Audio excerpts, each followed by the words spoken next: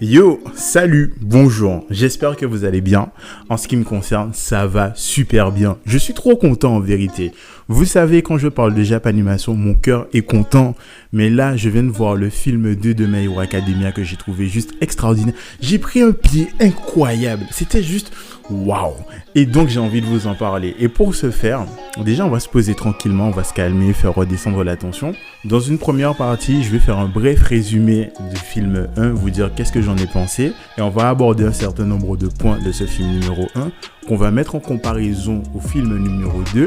Ce qui me permettra d'échanger avec vous sans vous spoil l'intrigue et ce qui s'y passe à l'intérieur. Et je pense que c'est le meilleur moyen de faire. Donc, je vous invite à me suivre. C'est parti. On va parler de trucs qui sont beaucoup trop bien et qu'il faut absolument que vous regardiez. Alors, on va faire comme on a dit. On va parler du film numéro 1. Et donc, l'intrigue, c'est quoi? C'est qu'on va s'intéresser à un ancien acolyte d'All Might qui va justement l'inviter sur une île où il y a pas mal de scientifiques qui inventent des gadgets pour les super-héros. Et donc, ils vont se retrouver dans ce contexte-là. Et bien évidemment, il va y avoir des petits vilains qui vont vouloir voler ou mettre la main sur une technologie ultra puissante, ultra intéressante. Et nos héros vont intervenir pour empêcher cela. C'est le contexte de base. Ce qui nous amène à la structure de ce film.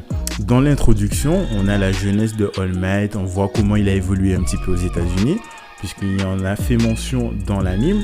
Donc cette partie-là est super cool. Aucun problème. J'ai adoré. Ensuite vient le début du film où on va nous présenter en fait les différents élèves de la classe de Deku qui vont eux aussi assister à cette inauguration. Donc autant au début du film, ils prenaient le temps de nous dire que par exemple Shoto est là pour telle raison, Bakugo est là pour telle raison. Mais au bout d'un moment, le film s'en bat les couilles et les personnages font que pop comme des Pokémon dans des herbes sauvages en mode nous là, nous qui étaient là et ils n'ont pour fonction que leur présence. Ça c'était nul, c'était dommage, c'était nul, c'était plus nul que dommage ou nul et dommage. Ensuite viennent les antagonistes ainsi que la présentation de leur plan. Alors là, que dire, c'est l'encéphalogramme plat, il n'y a rien à retirer, il n'y a rien à garder. Si c'est à refaire, il y a tout à refaire, c'était nul. Ensuite, bien évidemment, on va avoir la confrontation de nos jeunes héros ainsi que des vilains. Mais là, hormis le boss final, les vilains sont tellement anecdotiques qu'ils se font abattre en un coup. C'était plat et c'était nul. C'est pas que c'était nul parce que ça reste un film qui se laisse très bien regarder, mais c'est-à-dire que c'est très moyen. Ensuite arrive, le climax, la dernière scène. Et là, dans ce genre de moment, bien évidemment, au début du film aussi, ça compte l'ambiance sonore, la musique et compagnie. Franchement, même là, il n'y avait rien à retenir.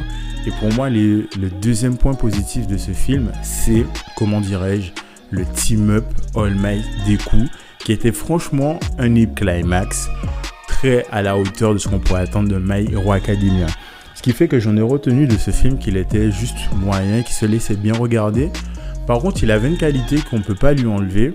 C'était une bonne porte d'entrée pour quelqu'un qui veut découvrir My Hero Academia et qui veut s'intéresser à l'œuvre. Ça, on ne peut pas lui retirer. Maintenant, si vous êtes dans My Hero Academia, il se peut que ce film vous laisse juste un petit peu sur votre faim. Donc, maintenant, on va s'intéresser au film 2. Alors, est-ce que je vous avais dit que le film de My Hero Academia est beaucoup trop bien? Si ce n'est pas le cas, laissez-moi vous dire pourquoi. Ne serait-ce que la façon dont le contexte est posé, le film est déjà trop bien parce que ça se passe directement après la saison 4. On retrouve des vilains qui s'attaquent à des héros pour leur voler leur alter. Donc c'est clairement dans la continuité de ce qu'on a vu précédemment. Donc on pourrait limite considérer que ce film est canon. Et pour moi, c'est encore une porte d'entrée qui est encore plus solide que celle du film 1.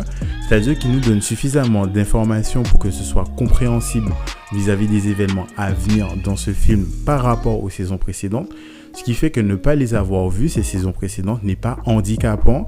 Et je dirais même plus, ça nous donnerait envie de savoir qu'est-ce qui s'est passé précédemment, nous ayant conduit aux événements de ce film. Donc ne serait-ce que pour ça, big up. C'est un point gratuit, c'est un point bonus.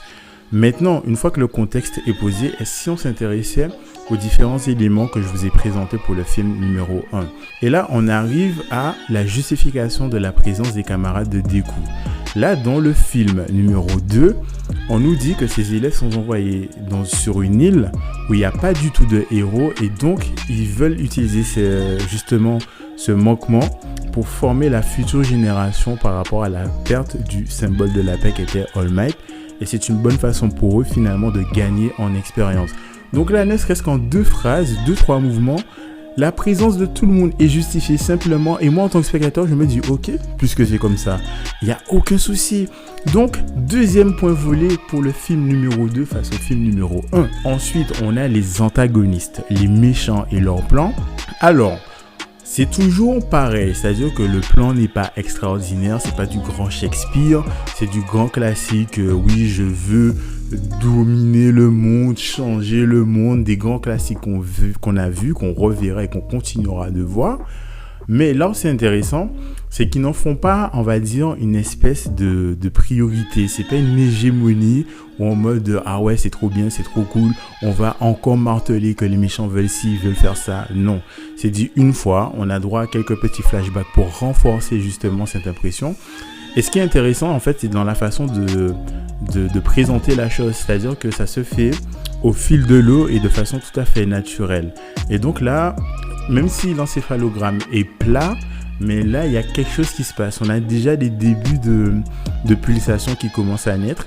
Et c'est plutôt intéressant. Donc là, je dirais que c'est un demi-point pour le film numéro 2. Et ensuite vient la confrontation des héros face aux vilains.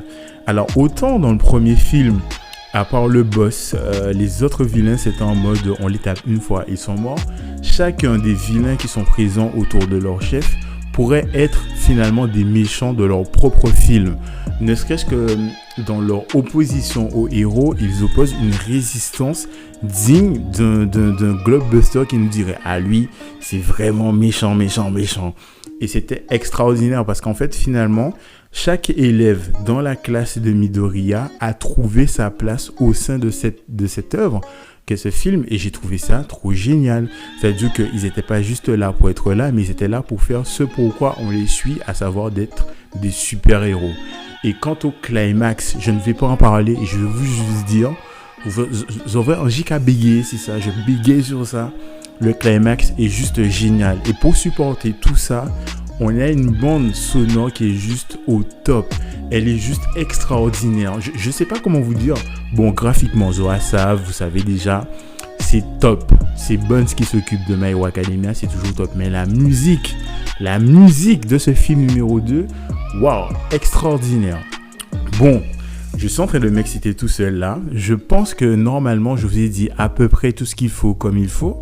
Donc, si vous avez compté les points qu'a le film numéro 2 par rapport au numéro 1, dites-le moi en commentaire, puisque moi, j'enregistre à la volée, donc j'en sais rien du tout.